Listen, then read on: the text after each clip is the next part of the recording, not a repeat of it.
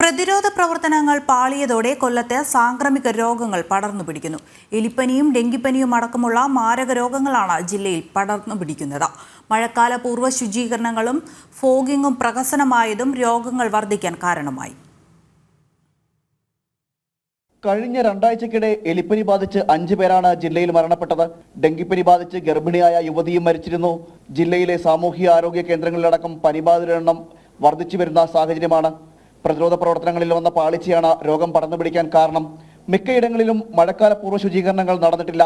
Dengue, എലിപ്പനി തുടങ്ങിയ രോഗബാധിതരുടെ വീടുകളിൽ പ്രതിരോധ പ്രവർത്തനങ്ങൾ നടത്തണമെന്നിരിക്കെ അതും നടന്നിട്ടില്ല. മരിച്ച യുവതിയുടെ വീട്ടിൽ 5 പേർക്ക് കൂടി ഡെങ്കു ബാധയുള്ളതായാണ് വിവരം. യുവതിക്ക് രോഗം സ്ഥിരീകരിച്ച ഉടനെ ഇൻഡോർ സ്പ്രേയിംഗ് അടക്കമുള്ള പ്രതിരോധ പ്രവർത്തനങ്ങൾ നടത്തിയിരുന്നെങ്കിൽ രോഗബാധയിൽ നിന്ന് മറ്റുള്ളവരെയെങ്കിലും രക്ഷിക്കാമായിരുന്നു. ഗ്രാമ നഗര വ്യത്യാസമില്ലാതെ പ്രതിരോധ പ്രവർത്തനങ്ങൾ പാളിയ സ്ഥിതിയാണ് നിലവിൽ. ഓടകളിൽ വെള്ളം കെട്ടിക്കിടന്നും മാലിന്യങ്ങൾ പെരുകിയും ജനജീവിതം ദുസ്സഹമാകുന്ന സാഹചര്യമാണുള്ളത്.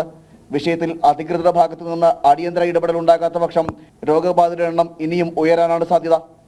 ജനം, കൊല്ലം.